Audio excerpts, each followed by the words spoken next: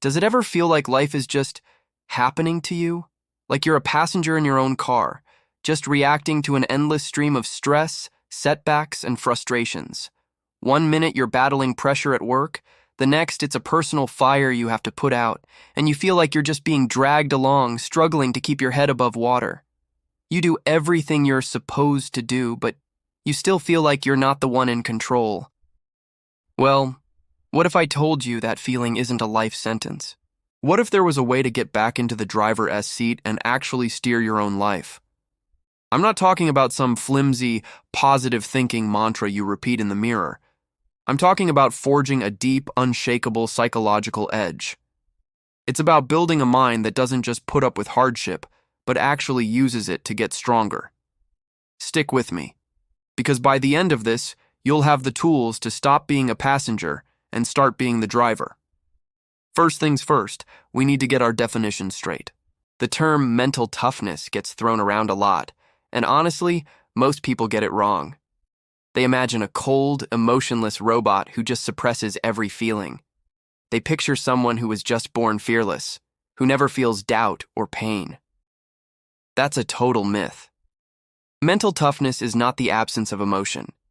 It's the opposite. It's the ability to look your emotions, the fear, the frustration, the disappointment, square in the eye and still take effective action. It's not about pretending there's no storm, it's about becoming the calm in the eye of that storm. It is a skill that allows you to stay effective and make clear decisions when the pressure is on. And just like any other skill, it can be learned, practiced, and mastered. To really get it, let's look at the 4 C's model of mental toughness. Think of these as the 4 pillars holding up a resilient mind: control, commitment, challenge, and confidence. First, you've got control. This is the rock-solid belief that you're the one steering the ship. It's knowing you have a say in your life, and more importantly, in your own emotional reactions. People who lack this often feel like life's punching bag. Second is commitment. This is your stick-to-it-iveness. It's your ability to lock onto a goal and see it through, even when it gets boring or tough. It's about turning your word into your reality. Third is challenge. This one's a game changer. Mentally tough people have this incredible ability to see setbacks and even failures not as threats, but as opportunities. For them, adversity isn't a wall, it's a ramp to learn, adapt, and get stronger. And finally, confidence. This isn't arrogance, it's a quiet, earned self-belief in your ability to handle whatever life throws at you. It's that inner voice that says, "I've got this." These 4 pillars, control, commitment, challenge, and confidence, are what make you truly resilient. It's not just about bouncing back, it's about proactively seeking out challenges because you have the confidence to turn them into wins. Today, we're going to build each of these pillars, brick by brick, starting with the one that holds it all up: control. Everything starts right here, between your ears. If you don't feel in control of your own mind, you'll never feel in control of your life. Most of our pain doesn't come from what happens to us, but from the stories we tell ourselves about it. Your mind can be your greatest ally or your worst enemy. So the first step is to accept a simple truth. You are not your thoughts. Think of your mind as a garden. Thoughts are going to sprout up constantly. Some are flowers, they're helpful, they're positive. Others are weeds, doubt, anxiety, fear. Most people let this garden run wild, letting the weeds choke out everything good. They believe every negative thought that pops up is the gospel truth. A mentally tough person, on the other hand, is an active gardener. They don't pretend the weeds aren't there, but they don't let them take over either. They consciously decide which seeds to water and which weeds to pull. So, how do you become the gardener of your own mind? It takes practice. Here are 3 powerful techniques to start building your pillar of control. Mindfulness is just paying attention to right now without judging it. It's about creating a little bit of space between you, the real you, and your thoughts. Or, when a negative thought pops up, "I'm going to bomb this presentation," or "I'm not smart enough," the untrained mind grabs it, believes it, and spirals. The mindful mind just notices it. It says, a thought about fear, or, okay, self-doubt is here again. You can start with just 5 minutes a day. Sit somewhere quiet and focus on your breath. Your mind will wander.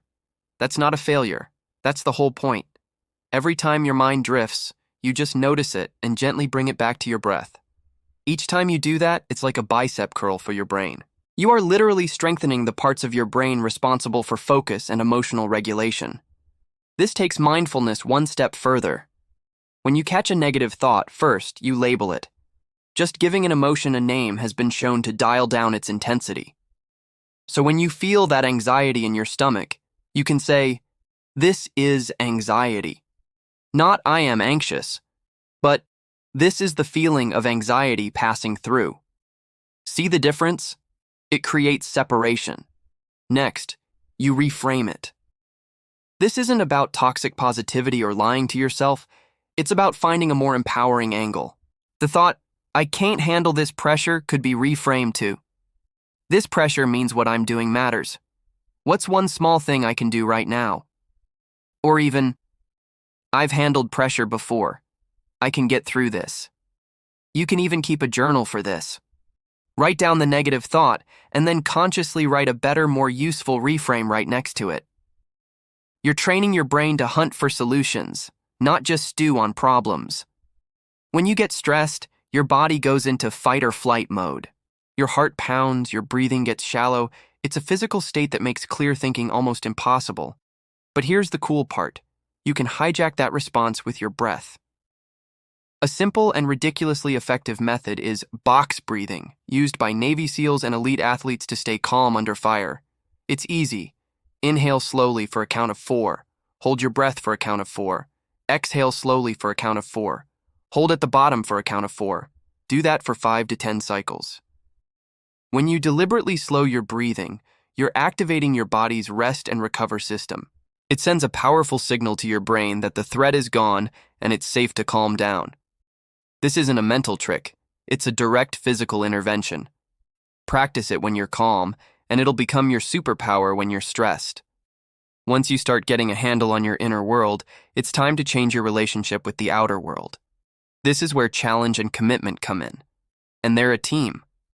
Commitment is what keeps you going, and a challenge mindset is what lets you see the bumps in the road as part of the journey, not the end of it. If you want to be mentally tough, you have to get comfortable with being uncomfortable. Seriously, comfort is the enemy of growth. Your brain is hardwired to seek pleasure and avoid pain, but in our modern world, that instinct just leads to stagnation. Mental toughness is built in the fire of voluntary hardship.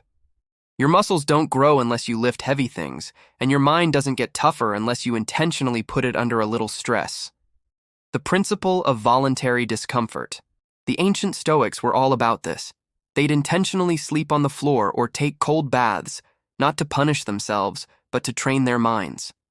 They were proving to themselves that the fear of discomfort is almost always worse than the discomfort itself. You can do this in small ways. Take a cold shower. Seriously. Just 30 seconds of cold at the end of your regular shower. Your mind will scream at you. It will say it's awful. By calmly pushing through, you're teaching your brain that its first panicked reaction isn't always right. You're showing it who's boss. Do the hard thing first. When you get up before you scroll on your phone, do the one thing you are dreading. That workout, that tough email, that project. Getting it done first thing builds incredible self-trust and momentum for the rest of the day. Try intermittent fasting. Just pushing your first meal back a few hours teaches you to manage hunger and desire, which is a masterclass in discipline. These small acts of controlled discomfort build calluses on your mind. They prove that you can handle more than you think, which is the perfect setup for a challenge mindset. This mindset changes the question from, "Why is this happening to me?" to, "What is this trying to teach me?" The power of commitment and chunking. But a challenge mindset doesn't mean much without commitment. Commitment is that promise you make to yourself to stick with it. The problem is, big goals can be terrifying. The idea of running a marathon or writing a book can be so big you never even start. This is where a Navy SEAL technique from Hell Week is a lifesaver. It's called chunking. Trainees have to endure almost 6 straight days of brutal physical work with almost no sleep. Thinking about the whole week is psychologically crushing. So they don't. They just focus on getting to the next meal. Just make it to breakfast. Okay, now just make it to lunch. You can apply this to any goal. Want to write a book? Forget the 300 pages. Your only goal today is to write 1 page. Want to run a marathon? Forget the 26.2 miles. Your only goal today is to run for 10 minutes. Want to declutter your entire house? Don't even think about it. Your goal today is to clean out 1 drawer. By breaking a huge task into laughably small chunks, you beat procrastination. Every little win gives you a hit of dopamine, reinforcing your commitment and building momentum. This is how you stay consistent, even on days you feel zero motivation. Motivation comes and goes, but discipline lasts. The final pillar, confidence, isn't something you can just decide to have one day. It's not about cheesy affirmations. Real, unshakable confidence is the natural result of building the other 3 pillars. It's earned. When you consistently prove to yourself that you can manage your thoughts, control, stick to your goals, commitment, and overcome difficulties, challenge, you build an authentic belief in yourself. This is competence-based confidence. You trust yourself because you have a history of being trustworthy. You've seen yourself do hard things, so you know you can do hard things again. But to make this confidence bulletproof, you need to anchor it to something deeper, a personal philosophy, the power of a personal philosophy. A personal philosophy is your inner rule book. It's a set of guiding principles you define for yourself that acts as your compass in the chaos of life. Without it, you're just reacting to moods and external pressure. With it, you're making proactive decisions based on your core values. So, how do you actually figure this out? Start by asking yourself some questions. Who do you admire and why? What principles do you want to stand for, no matter what? What does a life well lived look like to you? Then, try this simple exercise. Define 1 core value, just 1. Maybe it's discipline, courage, or honesty. Write it down. Then ask yourself, what is 1 small thing I can do today that lines up with this value? If your value is courage, maybe it's finally having that difficult conversation you've been putting off. If it's discipline, maybe it's just doing your workout when you don't feel like it. This makes your values real. The final ingredients, self-care and connection. Look, you can't build mental toughness on a foundation of burnout. Your mental state is tied directly to your physical state. This isn't about becoming a world-class athlete, it's about respecting the mind-body connection. Prioritize sleep. Sleep is when your brain cleans house, processes experiences, and recharges. Skimping on sleep is like trying to run a marathon on a sprained ankle. It cripples your ability to manage emotions. Fuel your body. You are what you eat. A diet based on real, whole foods gives you a massive mental edge in mood and energy. Move your body. Exercise is one of the most powerful anti-anxiety and antidepressant tools we have. It's a direct way to build resilience by proving you can push through physical discomfort. And finally, remember that mental toughness is not a solo mission. Having a strong support network is a sign of strength, not weakness. Talking about your struggles with trusted friends or mentors gives you perspective and reminds you that you're not alone. We've redefined mental toughness not as being emotionless, but as mastering your emotions. We've laid out the 4 pillars for a resilient mind. Control over your inner world, commitment to your goals, a challenge mindset that turns obstacles into opportunities, and authentic confidence that you earn through your actions. Feeling like a passenger in your own life is a choice, not a permanent condition.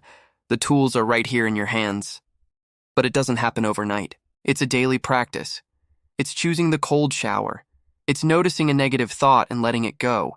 It's writing that 1 page. It's taking that 1 extra breath before you react. Each one of those is a brick. And day by day, brick by brick, you build a fortress inside of you. You are not a passenger. You never were. You have the map and you have the wheel. It's time to start driving. If you're ready to grab the wheel and start building your mental toughness today, I've got a challenge for you.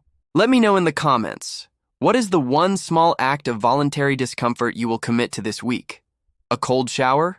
Waking up 15 minutes earlier? Having that tough conversation? Declare it below and commit to it. And if this video gave you a new perspective, do me a favor and hit the like button and subscribe for more ways to master your mind and build an extraordinary life. Now go take control.